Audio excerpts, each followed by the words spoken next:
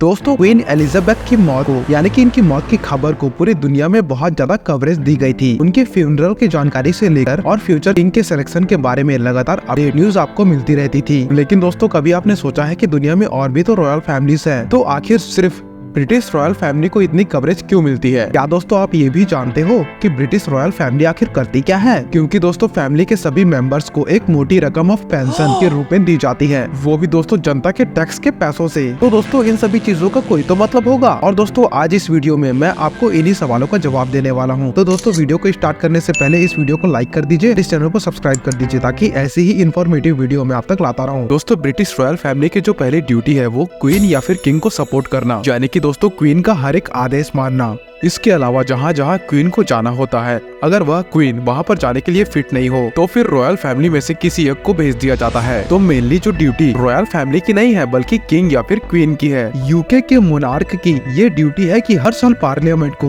वही ओपन करे। इस ओपनिंग में एक तरीके से ब्रिटिश पार्लियामेंट को ये याद दिलाया जाता है कि वह किसके बिहाफ पर रोल कर रहा है, और साथ में दोस्तों एक सिंबॉलिक सेंस में उन्हें देश की कार्यवाही आगे बढ़ाने की परमिशन दी जाती है। इस सेरेमनी में दोस्तों मोनार्क को अपने फुल अटायर में आना होता है, जिसमें ज्वेलरी और रॉयल कपड़ों से लेकर ब्रिटिश क्राउन भी शामिल है। मोनार्क के स्पीच के बाद पार्लियामेंट अपने काम को शुरू कर सकती है। क्वीन एलिजाबेथ ने इस रोल को काफी सीरियसली लिया था, और दोस्तों कुछ ही बार ऐसा हुआ होगा कि पार्लियामेंट की ओपनिंग में वह खुद आ नहीं सकी होगी। रॉयल फैमिली का एक बड़ा रोल यह भी है कि वो दूसरे देशों में ब्रिटिश गवर्नमेंट की एम्बेसडर और राजदूतों के रूप में काम करे। ब्रिटिश रॉयल फैमिली के नाम और काम को हर देश में बहुत ही ज्यादा सम्मान से रिसीव किया जाता है, और फिर वहाँ पर जाकर अपने देश का पॉइंट वो आगे रखते हैं। यह दोस्तों स्पेशली इस वक्त किया जाता है जब दो देशों के बीच रिश्ते बहुत अच्छे ना चल रहे हो। जैसे कि दोस्तों यूके ने डिसाइड किया कि वो अब यूरोपियन यूनियन का पार्ट नहीं रहेगी। तो दोस्तों पूरी दुनिया में बहुत ज्यादा मिक्स्ड रिएक्शन थे, और दोस्तों कई तरीके के स्पेकुलेशन लगाए जा रहे थे कि क्या ब्रिटिश अब खुद को यूरोप का पार्ट नहीं समझता, यहाँ तक कि या ब्रिटेन यूरोप से नाराज है। और दोस्तों इस टेंशन को दूर करने के लिए ब्रिटिश रॉयल फैमिली के कई सारे मेंबर्स ने यूरोप के बाकी सारे देशों की यात्राएं करने शुरू कर दी थी, जिसमें दोस्तों वो वहाँ के कल्चर को एक्सपीरियंस करते थे।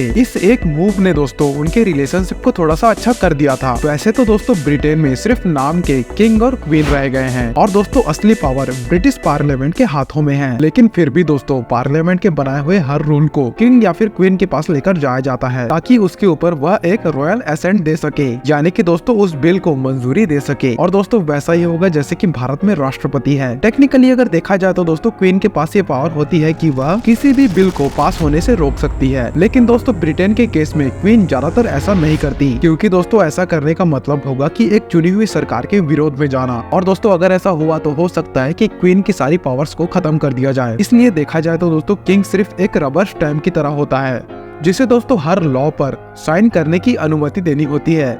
आखिरी बार दोस्तों 1709 में एक क्वीन थी जिन्होंने पार्लियामेंट के एक लॉ को मंजूरी नहीं दी थी, लेकिन दोस्तों उसके बाद यह होते हुए कभी देखा नहीं गया। इस रॉयल सेंट को देने के लिए दोस्तों पहले पूरी सेरेमनी होती थी, लेकिन दोस्तों जैसे जैसे समय आगे बढ़ा सिर्फ एक लेटर ही काफी था परमिशन देने के लिए।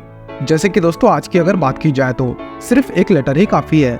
आखिरी बार दोस्तों क्वीन विक्टोरिया वो क्वीन थी जो किसी बिल पर रॉयल एसेंट देने के लिए पार्लियामेंट गई थी, और दोस्तों यह भी 1854 की बात है, जो कि बहुत पुरानी बात है। वरना तो दोस्तों अब सभी चीजें बर्मिंघम पैलेस से ही कंट्रोल हो जाती है।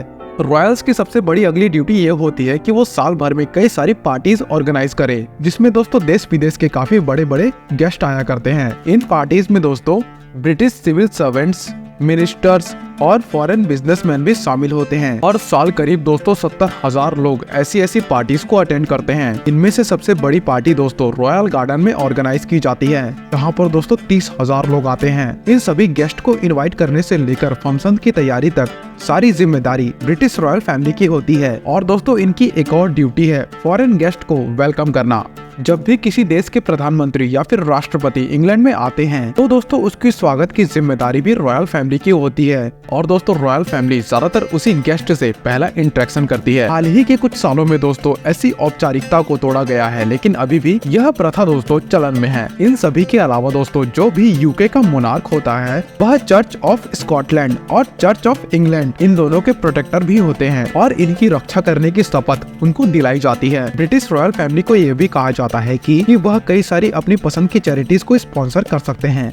रॉयल फैमिली का हर एक मेंबर दोस्तों किसी न किसी चैरिटी से जरूर जुड़ा होता है और दोस्तों इन चैरिटीज से, रॉयल फैमिली से जुड़े होने से इन चैरिटीज को बहुत ज्यादा मीडिया में कवरेज मिलती है और दोस्तों इनके लिए डोनेशंस भी बहुत ज्यादा आसान हो जाते हैं क्योंकि ये जुड़े हुए होते हैं रॉयल फैमिली से। क्वीन एलिजाबेथ ने दोस्तों अकेले 10,000 करोड़ से भी ज्यादा चैरिटी में दान किया है। इनके अलावा दोस्तों अगर हम कैथरीन की बात करें तो उन्होंने कई सारी आर्ट हिस्ट्रीज पढ़ी है दोस्तों, इसलिए वह कई सारी आर्ट हिस्ट्रीज को सपोर्ट करती है, जिसमें दोस्तों सबसे मशहूर ब्रिटेन की नेशनल पोर्ट्रेट गैलरी भी मौजूद है। इनके अलावा दोस्तों प्रिंस विलियम्स भी टस्क ट्रस्ट नाम की एक wild life conservation and centre point जैसी चैरिटी जो कि दोस्तों होमलेस लोगों पर काम करती है, यानी कि दोस्तों उनको घर देने का काम किया करती है। इन सभी के अलावा दोस्तों क्वीन एलिजाबेथ और बाकियों की ड्यूटी कॉमनवेल्थ नेशंस के प्रति होती है। जैसा कि दोस्तों आप सभी जानते हैं जितने भी कॉमनवेल्थ देश हैं उन सभी जगह पर दोस्तों कभी न कभी यूके का शासन रहा था और उनमें से कई सारे देशों में दोस्तों क्वीन ही आज भी हेड ऑफ द टेबल है। इसीलिए दोस्तों क्वीन वहां पर लगातार टूर करती रहती थी। कुछ कॉमनवेल्थ देशों में दोस्तों क्वीन की पावर बहुत ज्यादा थी, जैसा कि दोस्तों 70 के दशक में क्वीन ने ऑस्ट्रेलिया के प्राइम मिनिस्टर को बर्खास्त कर दिया था और दोस्तों इस घटना को ऑस्ट्रेलियन कॉन्स्टिट्यूशन क्राइसिस के नाम से भी जाना जाता था। ऑस्ट्रेलिया ही क्यों दोस्तों, ब्रिटेन के समय जिस भी देश में क्वीन या फिर किंग का वहाँ की गवर्नमेंट पर दबदबा है वहाँ की सरकार को बकिंगम पैलेस की एक ऑर्डर से बर्खास्त किया जा सकता है। इसके अलावा दोस्तों कई सारे रॉयल्स ऐसे भी हैं जो रॉयल ड्यूटी के साथ साथ अपना खुद का भी काम किया करते हैं, जैसे कि दोस्तों क्वीन एलिजाबेथ की जो दूसरी पोती है प्रिंसेस 18, वो दोस्तों पेडल 8 नाम की एक प्रोडक्शन हाउस में काम कर चुकी है। इसके बाद दोस्तों एक आर्ट गैलरी में उन्होंने डायरेक्टर की पोजीशन ले ली थी।